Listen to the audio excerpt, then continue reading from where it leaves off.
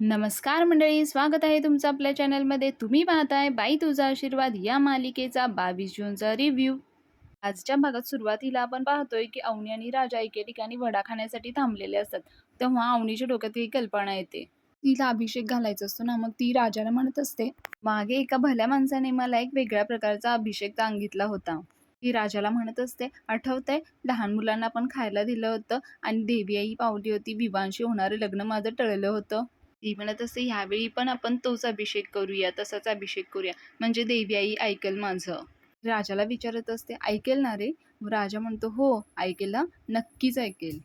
मग पुढे राजा इकडे तिकडे कुठलं मुलं दिसतायत का ते शोधत असतो. मग त्याला समोरच एक गार्डन दिसतं, तिथं लहान मुलं खेळत असतात. मग तो तिकडे बघतो आणि म्हणतो, अवनीला एकच मिनिट द्या हा, मी आलोच. आणि तो त्या गार्डनमध्ये जातो. तिथं खूप लहान मुलं असतात.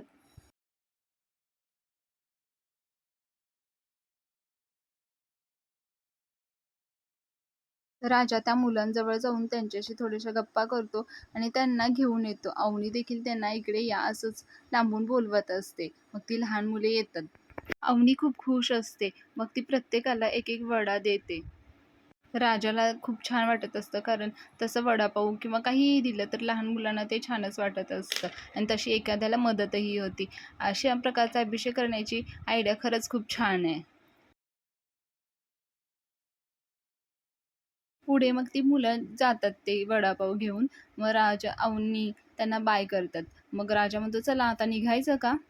अवनी हो म्हणते, निघायचं. पण तितक्यात तिला तिथे एक ज्वेलर्सचं दुकान दिसतं. अवनी राजाला म्हणते, मी आलेच हं. राजा म्हणतो, काय आहे तिकडं, कुणीकडे निघालाय तुम्ही? मग अवनी थोडा विचार करते आणि मग म्हणते, आता आपण नवरा बायको आहोत ना, आणि तू माझ्यासाठी मंगळसूत्र घेतलंस एवढं, मग मी तर तुझ्यासाठी एक अंगठी आणूच शकते ना. राजाला थोडंसं आश्चर्य वाटतं. तो म्हणतो, काय अंगठी? अवनी म्हणते, हो अंगठी. आलेच मी, असं म्हणून ती त्या ज्वेलर्सच्या दुकानात जाते. राजा मात्र विचारात पडतो आणि खरं सांगायचं तर मंडळी, हे राजाचं दिवसाढवळा पडलेलं स्वप्न असतं. तर राजा खुश होऊन म्हणत असतो, देवी काय हा चमत्कार आहे, माझा इतका विचार. आणि मग पुढे सुलक्षणाचा आणि दत्ता काकाचा सीन घेतलेला आहे. अण्णांनी ढकलल्यामुळे दत्ताला लागला असतं ना, मग सुलक्षणा त्याला घरी घेऊन येते. नमी पण असते. नमी म्हणते, अरे दत्ता काका मामा काय झालंय तुला? सुलक्षणा पाणी देत असते, तेवढ्यात नमी आतमध्ये जाऊन हळद घेऊन येते. ती दत्ताला हळद लावत असते, पण सुलक्षणा म्हणते, तू खोटं नाटक करायच नाही हं आता. नमी म्हणत असते, खोटं नाहीये, खरी हळद आहे. सुलक्षणा म्हणते, माहिती आहे मला, पण ती तू अजिबात लावायची नाहीयेस. दत्ता खूप विवळत असतो. तू म्हणत असतो, अगं असं काय करायलीयस तू, लावू देत ना तिला.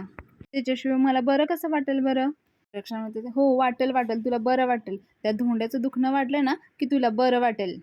सुलक्षणाच्या डोक्यात काहीतरी वेगळं शिजत असतं. नमीला टेन्शन यायला लागतं. दत्ता म्हणतोस, अगं वेडी बिडी झालीस का काय तू? किती लागलंय मला. पण सुलक्षणा म्हणते, वेडी मी नाही, तर धोंड्या होणार आहे.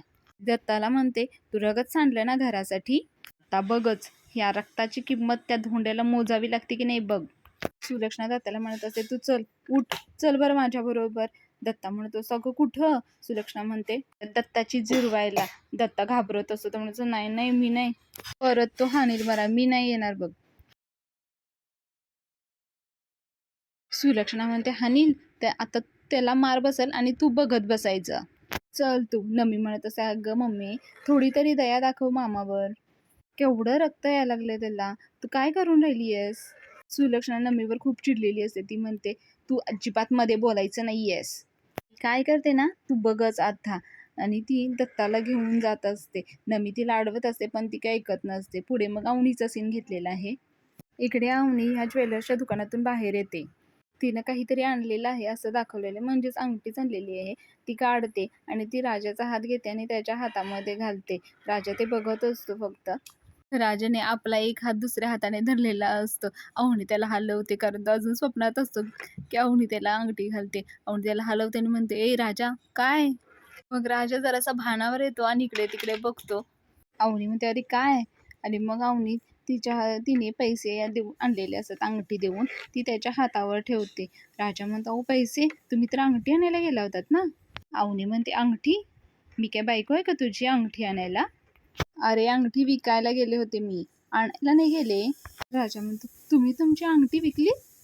अवनी म्हणते, हो अंगठी विकली, त्याचेच पैसे आहेत हे. राजा म्हणतो, "हो मॅडम, अंगठी कशाला विकलीत तुम्ही?" अवनी म्हणते, "अरे काय झालं? माझी अंगठी आहे, मी विकली. तुला काही प्रॉब्लेम आहे का?" राजा म्हणतो, "अहो काय बोलावं, तुम्हाला काही कळत नाही. काय करून बसलाय बरं तुम्ही हे?" कोणी म्हणत असे, "अरे तू सगळा वेळ माझ्यासाठी देतोस, कामावर पण जात नाहीस म्हणून." राजा म्हणतो, "अहो मॅडम असं काय करताय?" आणि तो त्यांना परत पैसे देतो. कोणी म्हणते, "नाही काय, तू हे पैसे नाही घेतलेस ना, तर मी तुझ्या घरी येणार नाहीये. इथेच रस्त्यावर राहीन. आणि आता फक्त यशादादालाच माहिती आहे, नाहीतर मग आता सगळ्यांना कळेल." राजा म्हणतो, "मॅडम, तुम्ही काही धमकी देऊन राहिला का मला?" अवनी फक्त मान हलवते. राजा म्हणतो, "बरं, ठीक आहे. काय मॅडम, काय बोलू मी आता तुम्हाला? काही गरज नव्हती हो याची." "बरं मॅडम, मी एक रिक्वेस्ट करू का तुम्हाला?" अवनी म्हणते, "कसली?" राजा म्हणतो, आपण आज ते हॉस्टेल शोधायला गेलो होतं, ते आपल्या घरच्यांना म्हणजे आमच्या घरच्यांना कळू देऊ नका प्लीज. त्यांना वाईट वाटेल हो खूप." अवनी म्हणते, "अरे कधी ना कधी तर समजणारच आहे ना." राजा म्हणतो, "अहो त्यांना जेव्हा केव्हा समजायचं ना तेव्हा समजू देत, पण आत्ता तेवढं नको प्लीज." अवनी म्हणते, "बरं ठीक आहे, कळलं, नाही सांगत. ठीक आहे ना, ओके, चालेल, रिक्षा बघूया का?" असं म्हणून अवनी रिक्षा शोधायला जाते. राजा इकडे स्वतःशीच विचार करत असतो. देवी आईशी बोलत असतो. तो म्हणत असतो, "देवी, असं काहीतरी कर की कायमच्याच त्या आमच्या घरी राहायला पाहिजेत." इकडे सुलक्षणा आणि दत्ता पोलिसांना घेऊन आलेले असतात. दत्ता बाहेरून ओरडत असतो, "ए धोंड्या, बाहेर ये. आता काय बसलायस तू बिळात जाऊन, ये बाहेर." आता बाहेरूनच खूपच बोलत असतो, "अरे ये बाहेर, लय हाणतो ना मला, ये बाहेर तू, आता तुला दाखवतो." ते सुलक्षणा पण म्हणत असते, "अरे ये बाहेर, आमच्या मागं काय सपोर्टला कोण नाही असं वाटलं काय तुला? ए पेताड्या, ये बाहेर." त्यांचा आवाज ऐकून अण्णा डायरेक्ट बाहेर येतात आणि त्याच्या अंगावर जात काय रे. तेवढ्यात पोलीस येतात आणि त्याच्या कॉलरला पकडतात अण्णांच्या, आणि ते अण्णांना तिथंच थांबवतात. तेवढ्यात पाण्या देखील बाहेर येतो पळत. "अहो काय झालं साहेब?" असं तो त्यांना विचारायला लागतो. सुरक्षणा म्हणते असे, "याच माणसाने माझ्या भावाचा जीव घ्यायचा प्रयत्न केला." एवढ्यात राजा आणि अवनी देखील येतात. राजा पोलीस पाहून अण्णांच्या जवळ धावत येतो. पोलीस तिथे थांबवतात. सुलक्षणा डायरेक्ट अवनी जवळ जाते. अवनीला म्हणत असते, "पाहिलं का तुझ्या सासऱ्याने काही तमाशा केलाय ते? पोलीस आलेत त्याला धरून न्यायला. या अशा घरात आली आहेस तू लग्न करून?" सुलक्षणा अवनीचे खूप कान भरत असते. ती म्हणते असते, "हा माणूस माणूस कसला ग, हैवानच आहे. माझ्या सख्ख्या भावाचं डोकं फोडलं यांनी. जीव घ्यायला निघाला होता, खून खून करायला निघाला होता बाई हा. आता पोलिसांच्या चक्रात थांबणार नाहीत. आता विचार कर, जायचं का थांबायचं ते." पुढे ती म्हणते, "अगं अशी काय बघून राहिली तू? अगं येडे शहाणे असतील तर निघून जा इथून." नालायक धोंड्याच्या नालायक पोरापासून दूर नमी ते पाहत असते. तिला देखील आश्चर्य वाटत असतं. आई तिची काही बाई भरवत असते ना. अण्णा सुलक्षणावर ओरडतात आणि म्हणतात, "सुले, माझ्या सुनबाईला कळतं काय चांगलं आहे आणि काय वाईट आहे. तिला भडकवण्यात आपली शक्ती खर्च करू नकोस." सुलक्षणा काय थांबायचं नाव घेत नसते ॲज युजल. ती म्हणते, "बघितलंस का, पोलिसांनी धरलंय तरी सुद्धा चरा बोलून राहिलाय कसा तो." एवढ्यात यशा देखील तिथे येतो. यशाला पोलीस पाहून थोडंसं टेन्शन यायला लागतं, पण तो तसंच पळत जातो. राजा पुढे म्हणतो, "अहो काय झालंय? अण्णांना का धरलंय तुम्ही? काय झालंय नेमकं, कळेल का आम्हाला?" मग पोलीस म्हणतात, "तक्रार आहे ह्यांच्या विरुद्ध." मग यशा लांबूनच पळत येतो. म्हणतो, "तक्रार कसली? काय झालं?" एवढ्यात धन्या देखील कॉलेजवरून आलेला असतो. त्याला ती यशाची सायकल पडलेली दिसते आणि तिकडे पोलीस उभे असतात हे दिसतात. पोलीस यशाला सांगत असतात, "मोठा तिरशिंगराव झालेला आहे तुझा बाप. जीवे मारायचा प्रयत्न केलाय त्यांनी, पण ह्यांना काही पटत नसतं." मग राजा म्हणतो, "अहो साहेब, तुम्ही काय बोलून राहिलाय?" पोलीस म्हणतात, "काहीही नाही, स्वतःच्या सख्ख्या भावावर जीव घेणा हल्ला केलाय यांनी." इथे सगळ्यांचे चेहरे हायलाईट केलेत आणि मग ते पोलीस त्या दत्ताकडे बोट दाखवून म्हणत असतात, "यांनी तक्रार केली आहे." आणि ते कॉलर पकडून म्हणत असतात अण्णांना, "तुम्ही मारलत ना यांना?" अण्णा म्हणतात, "दत्त्या, तुला उगी बसावंच वाटत नाही का रे? सकाळची खाती कमी पडली काय तुला?" आता तिकडनं हसत असतो. अण्णा चिडतात आणि म्हणतात, "ही काय तात काढून राहिलायस?" अण्णा त्या पोलिसांना म्हणतात, "साहेब, 5 मिनिटं टाइम प्लीज द्या. ह्याला असा बुकलतो ना, ऐनीवर आणतो बघा. रडेस ते वर हाणतो आणि वरती रडलास का म्हणून हाणतो." अण्णा धावून दत्ताच्या अंगावर जातात. बाकी सगळे अडवत असतात. मग पोलीस येतात आणि पोलीस म्हणतात, "ए थांबा, पोलिसांसमोर कायदा हातात घेताय तुम्ही?" सुलक्षणा म्हणत असते, "अक्कल नावाची गोष्ट आहे का बघा ह्याला?" अण्णांना खूपच राग आलेला असतो. अण्णा परत अंगावर जात असतात. मग सुलक्षणा म्हणते, "बघा कसा भिरका होतोय हा. खून मारामारी ह्याच्याशिवाय काही येतच नाही हो याला." राजा चिडतो म्हणतो, "ए आत्या, आत्ताचा सख्खा भाऊ आहे ना तुझा तो?" सुलक्षणा म्हणते, "ओय, मी कुणाची सक्की बिकी नाहीये. मन नाही राहिला आमचा तुमचा आणि आमचा काही. चल, सक्के आणि बिक्के." सुलक्षणा अवनीला म्हणत असते, ए पोरी पाहिलं का काय खानदान आहे हे. आता तरी तुझं जरा डोक्यात ट्यूब पेटू दे. अगं जाय सोडून हे घर. सुलक्षणाला काहीही करून अवनीला इथून घालवायचं असतं आणि दांगटांचा बाईचा आशीर्वाद तेवढा घालवायचा असतो. मग नमी इकडून चिडते आणि म्हणते, ए मम्मी उगाच भडकावू नको तिला. आणि मग ती अवनीला म्हणते, अगं अवनी मामा खूप चांगला माणूस आहे ग. सुलक्षणा नमीवरच ओरडते आणि म्हणते, ए डोक्याला हेड आहेत, मध्ये थोबड घालू नको, जाय घरी. आणि अवनीला म्हणते ती, ए पोरी हिचं काय ऐकू नको, हिला काही डोकं नाहीये, शाणी असशील ना तर निघून जा. आणि मग दत्ता इकडे म्हणत असतो पोलिसांना, ओ साहेब याला आत घाला, जीवघेणा हल्ला केलाय त्यानं माझ्यावर. त्यांना म्हणत असत, का केला ते विचार ना. पोलिसांना सांगत असत, साहेब लय कलंतरी माणूस आहे हा, ह्याला आहे ना 10 आणून 1 मोजलं पाहिजे. त्यांना म्हणत, ओ अण्णा जाऊ दे ना, कशाला यांच्या नादाला लागतात. पोलीस म्हणतात, ए चले तुला आता आमच्यासोबत पोलीस स्टेशनला यावं लागेल. त्यांच्यासोबत असलेल्या कॉन्स्टेबलला म्हणतात, चव्हाण मोरे ताब्यात घ्या यांना. अण्णा म्हणतात, न्यायला न्या, चांगली 3rd डिग्री द्या याला, आज उतरवायचा ह्याचा. ते पोलीस म्हणतात, अरे तू पण चालायचं सोबत. का म्हणतो, मी का हो. पोलीस म्हणतात, तुला सांगितलंय ना चल म्हटल्यावर चालायचं. सुलक्षणाला म्हणतात, आधी मलमपट्टी करून घ्या याची. आणि मग ते म्हणतात त्यांच्या कॉन्स्टेबलला, चला यांना घेऊन चला. अवनी हे सगळं पाहत असते पण ती एक शब्दही तोंडातून काढत नसते. परत सुलक्षणा अवनी जवळ येते, त्या बाजूला घेऊन जाते आणि तिला म्हणते, बघितलंस का ते तुझं घर, हा तुझा संसार, ह्या तमासगीर सासरा, जर अक्कल असेल ना तर घरी जा, थांबू नको इकडे या लोकांमध्ये. मग ते पोलीस त्या सर्वांना घेऊन जातात. यशाधन्या पाल्या राजा सगळेजण घेऊन जाताना अण्णांना फक्त बघतच असतात. माऊनी म्हणते, अरे तुमच्या समोर घेऊन गेले अण्णांना, तुम्ही कोणी अडवलं का नाही. काही बोलत नाही. अवनी म्हणते, अरे मी तुम्हाला विचारतीये काहीतरी. मी देखील तिथंच असते. मग यशा म्हणतो, ऐका ना तुम्ही आहे ना नका टेन्शन घेऊ, त्याला खूप वाईट वाटत असतं. मग तो काहीच न बोलता पुढे त्याची पिशवी घेतो आणि आत निघून जातो. त्या मागे पाल्या आणि धन्या देखील जातो. अवनी राजाजवळ जाते आणि म्हणते, अरे काय सुरू आहे. मग नमी तिथे येते, तिला सांगते, अगं हे धाकटे बहीण भाऊ आहेत ना, ते गाड्या करणार आणि हे धोंडी मामाला त्रास देणार. हे आहे ना इथं कोणालाच नवीन नाहीये. अवनी मात्र विचारच करत असते, हे असं कसं आहे. मग नमी म्हणते, पण हे ह्याच्यावर सारखं तर किती बोलणार ना. नमी सगळं सावरायचा प्रयत्न करत असते. मग ती तिला म्हणते, पण तू एक काम कर, तू ना आमच्या घरी चल. राजा म्हणते, ए नमे तिकडे कुठे घेऊन चालली तिला. नमी म्हणते, ए तू गप्प बस, अवनी तुझ्यासाठी सरप्राईज आहे, चल तू. राजा म्हणते, ए नमे तुझी आई नाही आहे गुणाची, कशाला तिकडे घेऊन जातेस. नमी त्याच्यावर चिडते आणि म्हणते, मम्मी आहे का घरी, आहे का घरी. राजा म्हणतो, नाही. मग नमी म्हणते, मग आता काय प्रॉब्लेम आहे, कशाला नन्नाचा पाडा म्हणायचा, गब्बस. आणि मग ती अवनीला ओढत ओढत घरी घेऊन जाते. पुढे मग खूप दिवसांनी चंद्रकांतच्या घरातील सीन घेतलेला आहे. चंद्रकांत आता थोडे बरे झालेले असतात. ते नाश्ता करण्यासाठी खाली डायनिंग टेबलवर येतात. ते येऊन बसतात, तेवढ्यात मंगला त्यांना नाश्ता आणून देते. ते खाण्यासाठी चमचा उचलतात पण परत त्यांच्या डोक्यात विचार यायला लागतात आणि ती प्लेट ते साईडला करून ठेवतात. मंगला मग त्यांच्याजवळ येते आणि म्हणते, अहो थोडं तरी खा ना. चंद्रकांत म्हणतात, इच्छा नाही आहे माझी. मंगला म्हणते, अहो तुम्ही काहीच खाल्लं नाही आहे, पुन्हा तब्येत बिघडेल ना. अहो डॉक्टरांनी काळजी घ्यायला सांगितली आहे ना. चंद्रकांत म्हणतात, डॉक्टर तेच सांगतात ग, सगळ्यांना तेच सांगतात, काळजी घ्या काळजी घ्या काळजी घ्या. तेवढ्यात महेश तिकडून कोणाशी तरी बोलत येत असतो. तो म्हणत असतो, बाबांशी बोलतो आणि मग कळवतो. तो चंद्रकांत जवळ येतो, बाबा डीलरचा फोन होता, मंथली मीटिंग कधी करायची विचारत होता. महेश त्यांच्या कामासंदर्भात बोलत असतो पण इकडे चंद्रकांतचा अजिबात मूड नसतो. तो म्हणतो, अजिबात मीटिंग नाही करायची आहे, त्यांना मीटिंग नाही करायची आहे, त्यांना माझा चेहरा बघायचा आहे, चेहरा, मुलीसमोर हारलेल्या बापाचा चेहरा बघायचा आहे त्यांना, त्या चेहऱ्यावर हसायचं आहे विकृतपणे, मीटिंग नाही करायची आहे त्यांना. महेश म्हणतो, नाही बाबा असं कसं असेल हो. पण चंद्रकांत त्याच्यावर चिडतात आणि म्हणतात, आता तू हे मला सांगणार आहेस का, मला शिकवणार तू काय रे. नाही मला कोणाबरोबर मीटिंग नाही करायची आहे. महेश समजावत असतो त्यांना, अहो बाबा असं नाही करून चालणार, बिझनेस आहे आपला, नाहीतर लॉस होऊन जाईल. चंद्रकांत म्हणतात, हा बिझनेस आपण बंद करतोय, देशमाने इंडस्ट्रीजला कंपनीला आम्ही टाळं लावणार आहे. अवनीशाही म्हणत असते, अहो काय बोलताय. चंद्रकांत म्हणतात, जे तू ऐकलंस ना तेच बोलतोय मी.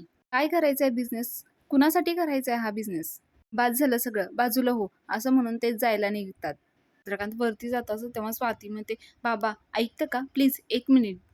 ती थोडंसं धाडस करून पुढे येते आणि म्हणते, बाबा मला बोलायचंय तुमच्याशी, काहीतरी महत्वाचं आहे, म्हणजे सगळ्यांशीच बोलायचंय. महेश म्हणतो, "काय बोलायचंय तुला? हां, काय बोलायचंय काय तुला? काय राहिलंय का ह्या घरात बोलण्यासारखं? अवनीने सगळं खराब करून ठेवलंय घरात." स्वाती म्हणते, "बाबा, अवनीबद्दलच बोलायचंय." महेश स्वातीवर ओरडतो आणि म्हणतो, "स्वाती, या घरात तिचं नाव घ्यायचं नाहीये. हे ठरलंय ना आपलं?" स्वाती म्हणते, "अरे असं कसं बोलून चालेल? ती आपल्या घरातली मुलगी आहे ना?" महेश म्हणतो, "होती. मुलगी होती ती. आपण आता ती मेलीये." स्वाती म्हणते, "आपण कितीही असं म्हणालो, तरी पण आपल्याला सत्य सत्य नाकारता येणार नाहीये. आणि बाबा, या सगळ्यामध्ये आपली पण थोडीफार चूक आहेच ना." सगळेजण तिच्याकडे बघायला लागतात. मग अवनी म्हणते, स्वाती म्हणते, "म्हणजे?" अवनी आपल्याला सतत ओरडून सांगत होती, की मला विवांशी लग्न करायचं नाहीये म्हणून. लग्न करायचं नाहीये. पण आपण तिचं काहीच ऐकून नाही घेतलं. अहो, तिला कधीच लग्न करायचं नव्हतं आणि तो विवान, त्याला फक्त घरात एक काम करणारी बाई हवी होती. आपल्या अवनीच्या स्वप्नांशी त्याचं काहीच देणं-घेणं नव्हतं. चंद्रकांत चिडतात आणि म्हणतात, "हो, म्हणून काय त्या फालतू ड्रायव्हरशी लग्न करायचं का?" स्वाती म्हणते, "नाही बाबा, मला तसं म्हणायचं नाहीये. बाबा, कदाचित आपण तिला विश्वास दिला असता, की आपण तिचं विवांशी लग्न लावून देणार नाही आहोत. मग ती आली असती ना परत. हो, तिच्याकडे दुसरा पर्यायच नसेल ना शिल्लक बाबा." महेश म्हणतो, "पर्याय? मग हा असा पर्याय निवडायचा का तिने? पर्याय नव्हता म्हणून त्या भिकारी ड्रायव्हर सोबत लग्न करायचं, हा पर्याय निवडला तिने?" स्वाती म्हणत असते, "नाही, नाही, लग्न असं कसं करेल ती? नाही, पण आपल्याला अजून खरं काही आहे ना, ते माहीत नाहीये.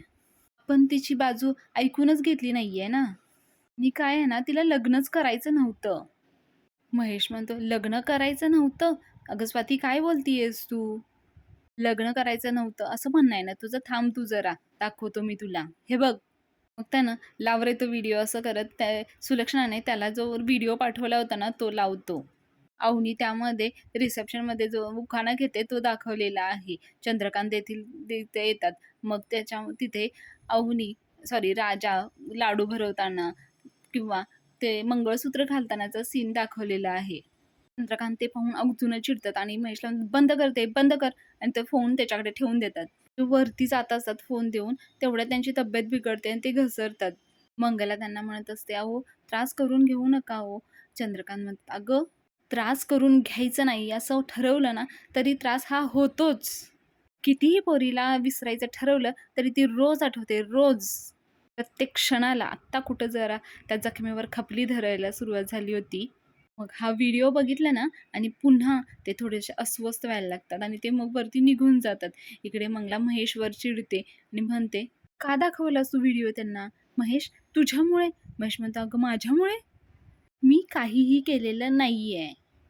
तो स्वातीकडे असतो, तिला ओरडायचं असतं, पण तुमचं त्या अवनीमुळे सगळं, तोही रागाने निघून जाते. मग पुढे अवनी आणि राजा नमीच्या घरात आलेले असतात. नमी त्यांना आलेच म्हणून त्यांना बसून आतमध्ये जाते.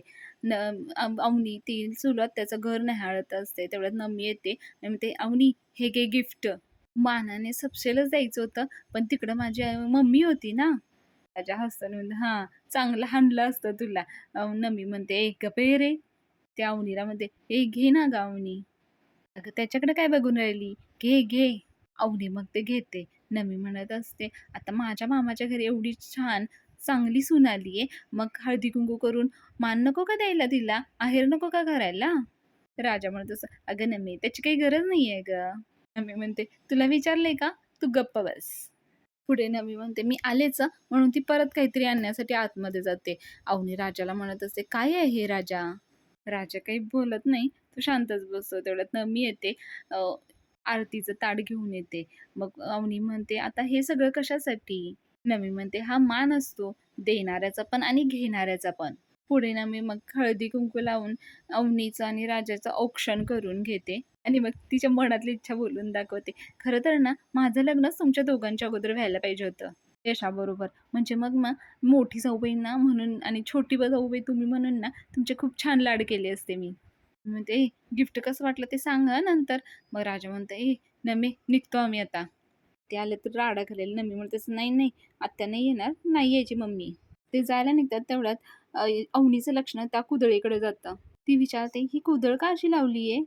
नमीला सांगू की नको असं झालेलं असतं. ती म्हणत असते, "अगं ते." पण राजा तिला थांबवतो आणि म्हणतो, "ती लाँग स्टोरी आहे. मी सांगतो तुम्हाला. आता दिवसभर आज आपली खूप वणवण झाली आहे ना, मग आता जरा रेस्ट करू आपण." तो नमीला म्हणतो, "चला नमी आम्ही निघतो. चला मॅडम चला." असे म्हणून तो मग अवनीला घेऊन जातो तिथून. नमीला छान वाटत असतं. राजा आणि अवनी येऊन गेले त्यामुळं. मग संध्याकाळ होते. अवनी दारातूनच वाट बघत असते. ती अण्णांची वाट बघत असते अजून कशी नाही आली म्हणून. इकडे सगळ्या भावंडांची जेवणाची तयारी सुरू असते. जेवणाची ताटं वाढून घेत असतात. अवनी मात्र अस्वस्थच असते. यशा अवनीकडे बघतो आणि अवनीला विचारतो, "काय झालं? कोणी येणार आहे का?" अवनी म्हणते, "अण्णा येतील ना?" यशा आणि राजा थोडेसे शॉक होतात. म्हणजे थोडंसं असं वाटायला लागतं, असं कसं अवनी विचार करते. मग धन्या म्हणतात, "नाही येणार अण्णा, एवढा राडा घातलाय त्यांनी. उद्या येतील ते." मग पाल्या म्हणतात, "अरे उद्याच येतील याचे काही चान्सेस नाही आहेत." अवनी म्हणते, "म्हणजे रात्रभर अण्णा पोलीस स्टेशनमध्ये राहतील? तुम्हाला काहीच वाटत नाहीये का?" पाल्या म्हणतो, "काय वाटायचं त्यात वहिनी, आम्हाला सवय झाली, आदत झाली आहे." धन्या म्हणतो, आत्यानं आणि दत्ता काकांना आत टाकायचं आणि अण्णांनी बाहेर यायचं." राजा देखील म्हणतो, "हां, ते भावा बहिणींचं सुरूच असतं तसं, नेहमीचंच आहे त्यांचं." मग पाल्या इकडे धन्याला म्हणायला लागतो, "हे धन्या, आत्ता जो अण्णांनी राडा घातला तो टॉप 10 मध्ये असेल ना?" धन्या म्हणतो, "नाही नाही, टॉप 5 मध्ये असेल." "ते टॉप 5 ला ते आहे ना, ते दत्ता काकाचा हात फ्रॅक्चर झाला होता ते." धन्या म्हणतो, "सॉरी ते नाही, ते बरणी फेकून फोडली होती सुलत त्याच्या डोक्यात." "अरे ते नाही ना, ते दत्ता काकाच्या घुसडीत घातली होती कानाखाली अण्णांनी, ते तळमळत होते, मरतच होतं." असं म्हणजे त्यांची चर्चा चालू असते. अवनी ही वेगळी व्यक्ती तिथं आहे जी जाऊन येऊन असते. मग यशा म्हणते, "ए ते नाही, ठेव जेव." असं म्हणून त्यांना थांबवतात. मग अवनी मात्र घाबरून त्यांच्याकडे बघत असते. राजा म्हणतो, "नाही ते गंमत करत होते हो ते." मग तो सावरून नेतो पुढे. राजा म्हणतो, "गंमत करत होते ते." "काय रे गंमत करू नका." पाहिलं तिकडे, "हां गंमत गंमत." अवनी विचारते, "पण मग आज का भांडण झालं?" आल्या म्हणतो, "अहो ते रिसेप्शन घातलं ना तुमचं आम्ही दारात, मग त्यांची परमिशन घेतली नव्हती, मग ते आले होते दारात, चौतळले होते एकदम चांगले." अवनीला प्रश्न पडतो. ती म्हणते, "पण परमिशन का? घर तुमचंच आहे ना?"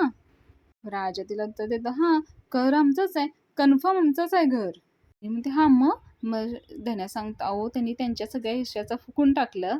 आता आहे ना ते आमचे हिस्से हडप करायला बसलेत." पण अवनीला अजून पूर्ण मॅटर माहिती नाही ना, त्यामुळे ती म्हणते, "म्हणजे? असं कसं करू शकतात ते?" मला सांगत असतो, "अहो वहिनी असंच आहे ते. आमचे अण्णा असायचे फिरतीवर, त्यांना ह्यातलं काही कळायचं नाही आणि आम्ही त्यात लहान, मग ते सारखं अण्णांना म्हणायचे, 'घर आहे ना तुझ्या नावावर, घर आहे ना तुझ्या नावावर.'" मग यश सांगायला लागतो, "काय झालं ना, त्यावेळी आहे ना काही नीट कागदोपत्री केलं नाही ना. तुम्ही नका एवढा लोड घेऊ, जाऊ देत ना ते, जेव्हा तुम्ही आता थंड होऊन राहिलं जेवण."